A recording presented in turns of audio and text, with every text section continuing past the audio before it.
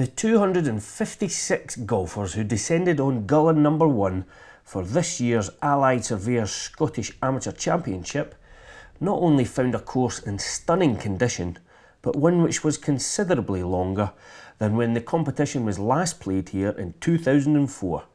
The first man stepping nervously onto the first tee this year was Craig Dearness. Unfortunately, it wasn't to be Craig's day, and he was beaten by Aaron Howard from Glenayern. Local boy Grant Forrest had won the Boys Match Play Championship in West Kilbride earlier in the year, and the double was done last year by David Law, and Grant had a lot to live up to, as well as a tough opponent in the form of Anthony News from Merker. This Anthony's approach shot at the par 4 6th. However, despite some nice play by Anthony, Grant came through the tie 5 and 4. I played pretty solid, and I just hung on in there and got the job done today. And how's life as Scottish Boys champion?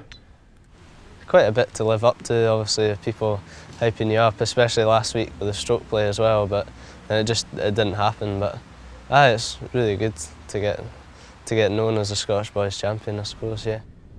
Ian Redford had finished runner-up to Grant down in West Kilbride, on a day where he just couldn't get his putting going. Here at Gullane though, he seemed to have sorted that problem, and both Grant and Ian made it through to round 3 before being beaten. Grant losing to Keith Hamilton from Ayr Belisle and Colin Baird from Bothwell, beating Ian. Also flying the flag for the youngsters this year, Eldersley's 15-year-old Alistair McDougall, here playing in his 4th round tie against Nicky Gold. He had to sink that putt in the 18th to force the game into a playoff. Holding his nerve in front of the growing crowd and against the rather more senior figure of Gold from Bonnyton, Alistair stepped up again on the first, the 19th hole, and knocked a lovely drive right down the middle, along with a few words of encouragement from James Byrne and Alan Dick there. The match moved on down towards the green. Perhaps showing the first sign of nerves, young McDougall played his second shot through the green and left himself this putt for a par 4, which he had to hole once again to keep the match alive. Fantastic composure again from the youngster, but unfortunately it was too little too late, as up stepped Nicky Gold to roll in his putt for a nice birdie 3 to progress through into round 5, where unfortunately for him he was to be defeated by Jordan McCall of Scotscraig. Fraserburgh's Chris Nicholl is a man who has performed consistently well over the last couple of years, catching the eye of the international selectors, something he was looking to do again this week at Gullane. He didn't have to look far. His opening opponent was Wilson Bryson, a man who's part of the international selection committee, and who was looking to have a good week himself here at Gullane. Chris can only hope that he doesn't take this kind of thing personally. Here at the par 4 7th, all the way down the hill, Chris through the green decides to roll this one in for a birdie 3 to take the hole.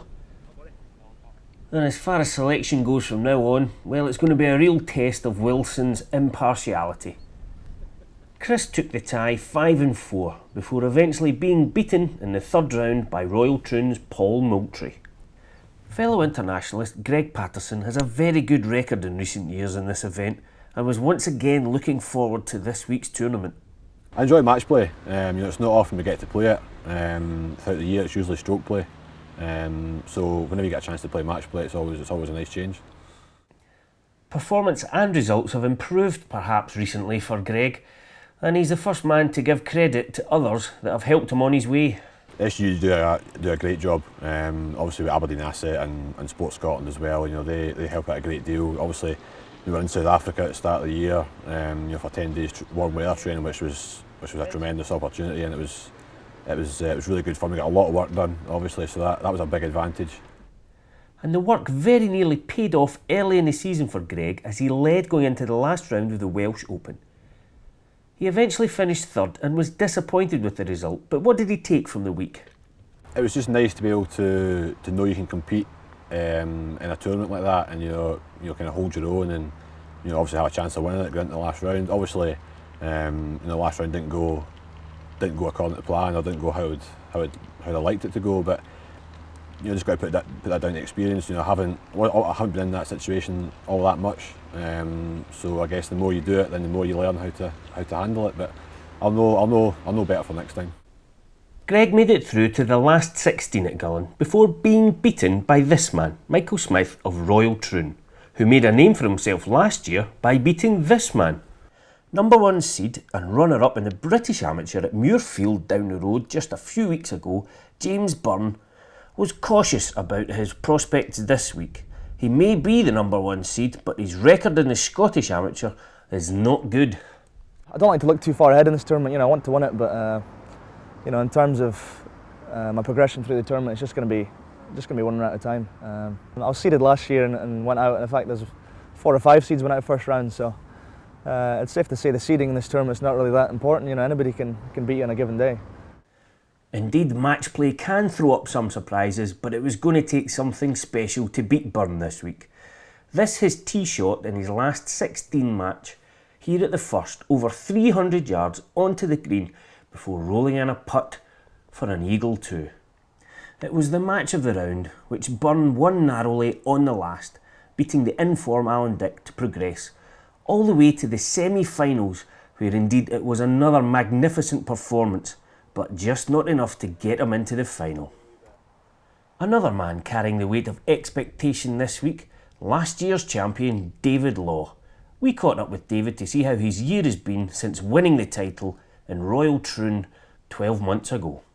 The last 12 months have been a wee bit frustrating. I've had a couple of injuries, and when you're injured like that, it's hard to get any momentum going.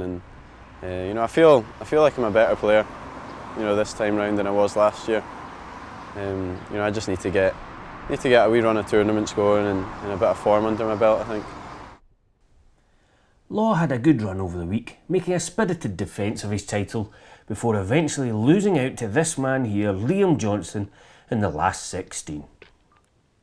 Jordan Finlay from Fraserburgh was a golfer whose form had dipped over the last few years since winning the British Boys title back in 2004.